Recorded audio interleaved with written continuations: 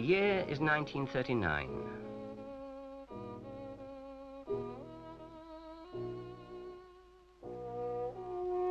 This is how a young man entering coal mining would have seen the industry. An industry of 750,000 men. There are nearly 2,000 mines, 14,000 men in mine management.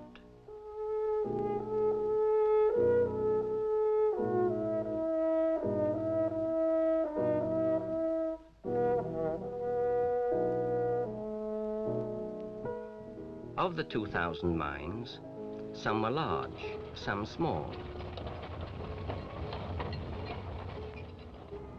Some were rural, some in the cities.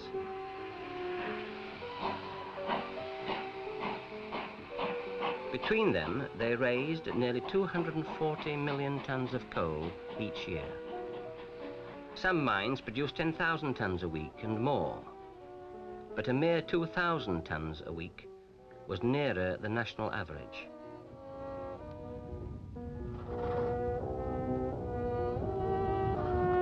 This is how the output was achieved during the late 30s and 40s.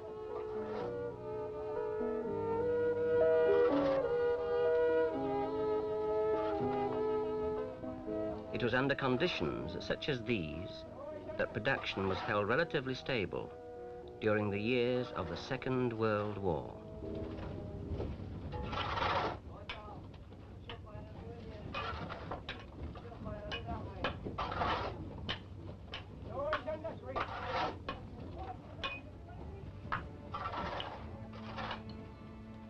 Underground, naked lights still gave illumination in some places.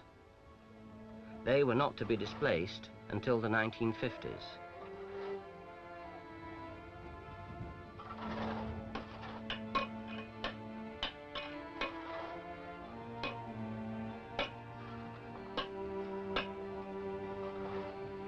Hand-filled coal was trundled through the mine in small tubs or trams.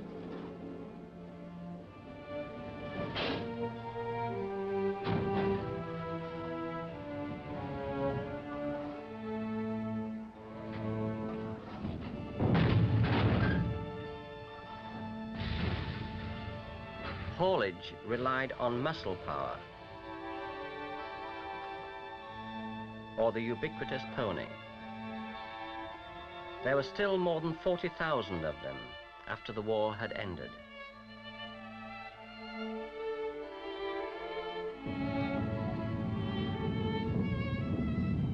And then there were the endless rope haulages, many of them at the mercy of, and merciless to, the semi-trained men who operated them.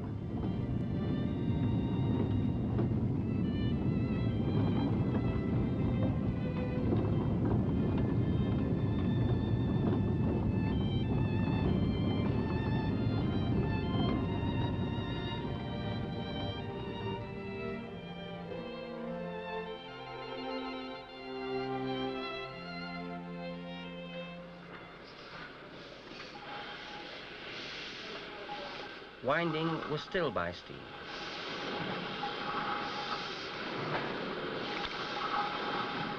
Many of the engines were built in the 19th century.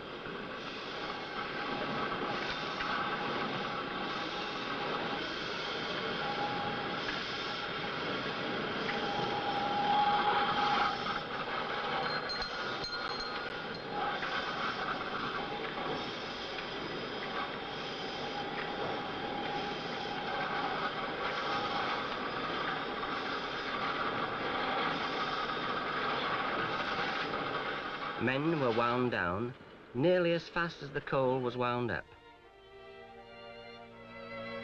Labor was cheap.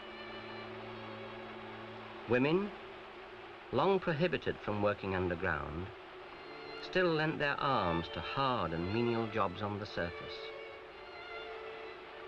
Coal preparation was a phrase for the future. Boys of 14 to 16 carried out repetitive jobs underground. On the faces, the traditional pattern of 3-cycle working. Undercut the coal by hand or by jib cutter. Drill.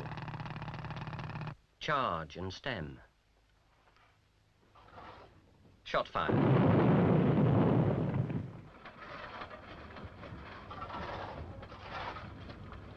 Then load onto a shaker conveyor or a belt conveyor by hand.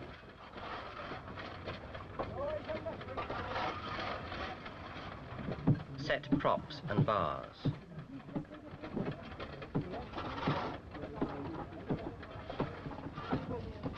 On the back shift, move the whole cumbersome apparatus forward again.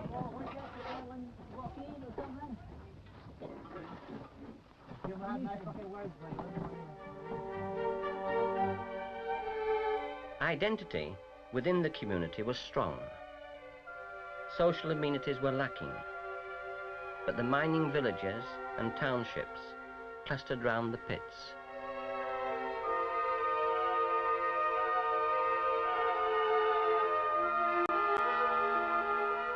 The sense of belonging to a community as well as an industry manifested itself at its strongest in the mining galas, in the Durham Big Meeting above all.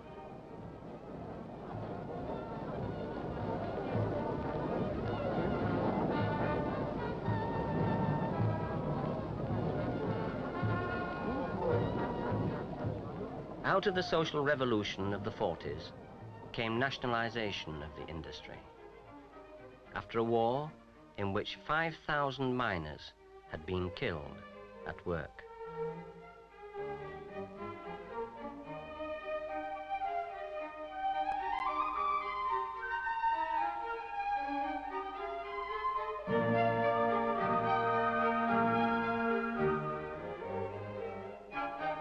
Now was to begin the period of most significant change. It made itself seen on the surface in the great reconstruction schemes of the 50s.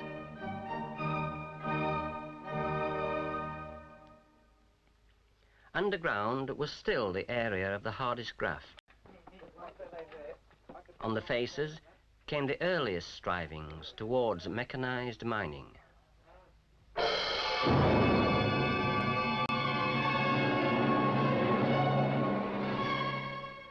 Some of the new machinery, like the coal ploughs, were adaptations of machines developed in Europe, particularly in Germany. Coal mining has always crossed the boundaries of nations.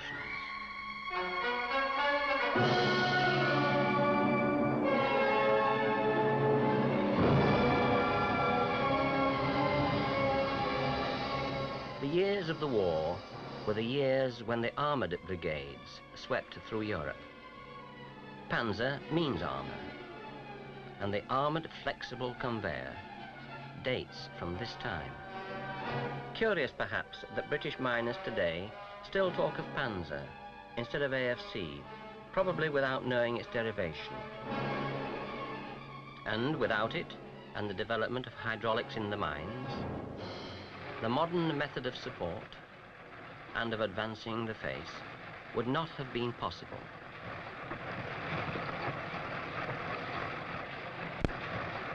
Out of the plough was developed the Samson stripper, an early form of self-advancing cutter loader.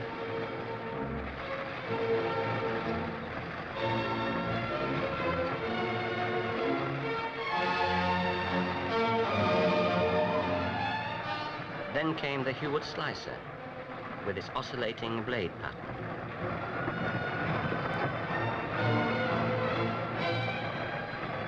The Miko Moore cutter loader, designed before the war, was a development of the early coal cutters, but it loaded the coal as well. Under the post-war Lend-Lease agreement, equipment came from across the Atlantic. The American Joy Continuous Miner was to pave the way for the Canadian DOSCO.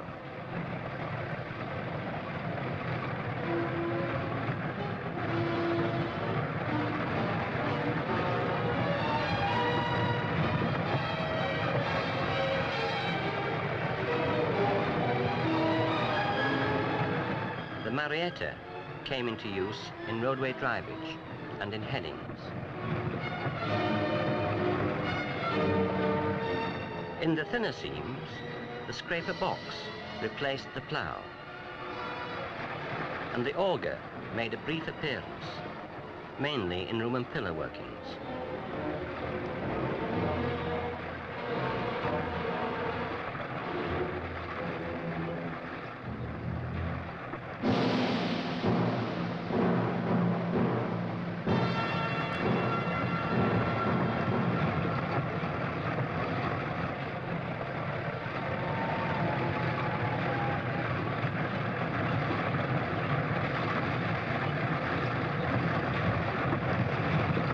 Attempts were made to speed up haulage and transport of coal by means of local inventions, like the Lambton worm. But it was not until the 1950s that the breakthrough came in the development of a rotary long-wall cutter loader. In 1952 came the first of the Anderton shearer loaders, a rotary drum cutter with a plough to divert the coal onto the armoured face conveyor.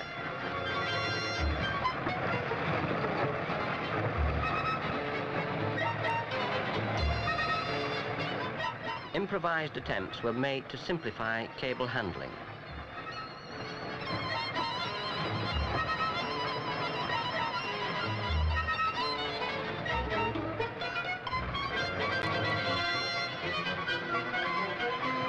The trepanner was next on the scene, using rotary cutters in two planes to cut and load at the same time.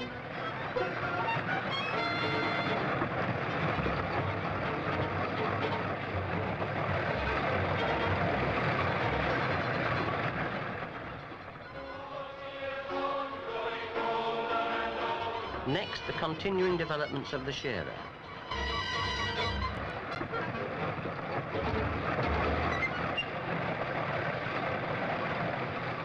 The single-ended ranging drum.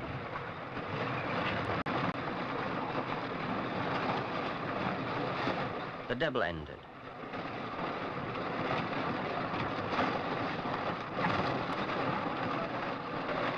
And the nucleonic steered versions, sensing automatically the difference between roof and coal. Safe mining requires that the ground be properly supported. The introduction of hydraulics in the support made the parallel breakthrough. During our 40 years, we have moved from rigid wooden and steel props with bars and lids through yielding supports, first frictional and then hydraulic, to the fully integrated self-advancing supports, which now are an essential ingredient in the mix of modern mechanized mining.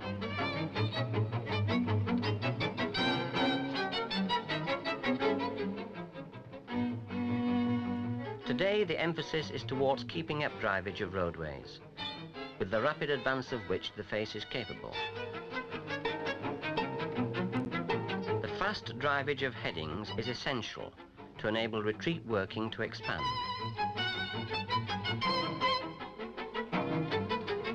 The inseam header is one of the recently introduced tools for speeding up the development of faces.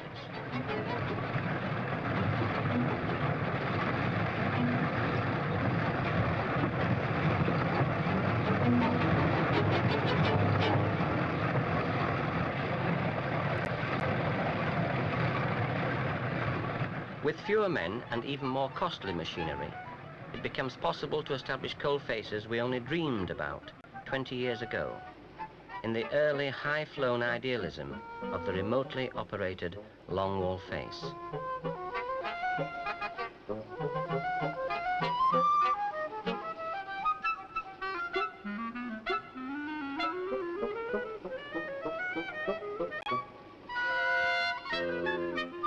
Now, we are coming to a more rational realization in the Advanced Technology Mining Projects, ATM.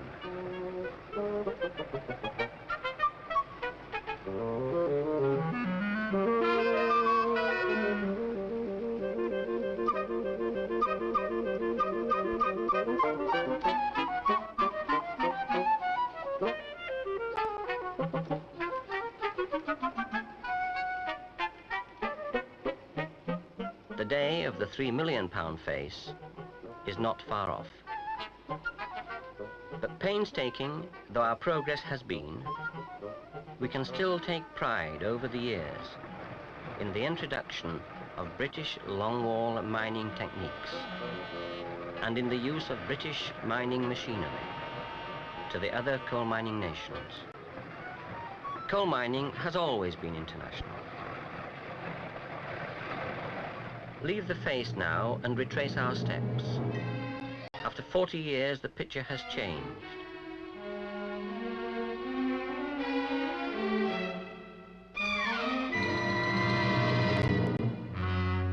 Trunk conveyors, automatically monitored manless transfer points, bunkers,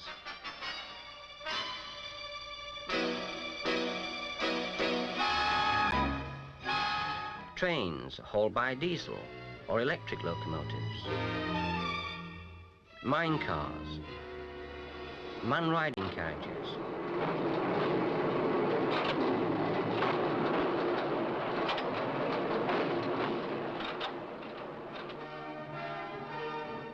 skip winders, and big cages.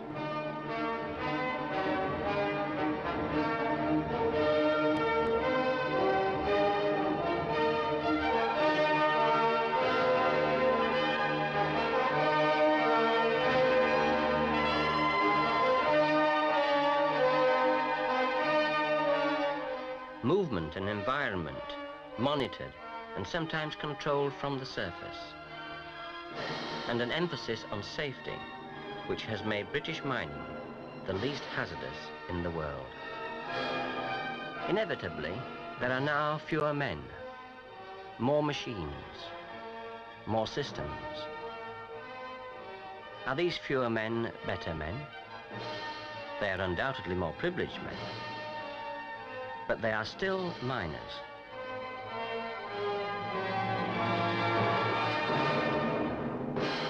And it is upon them, they who implement the tools and the decisions, as well as upon the mining engineers who will continue to devise and to execute their dreams of the future, that we shall all continue to win our essential energy from under the earth, not only for the next 40 years, but for the next 400.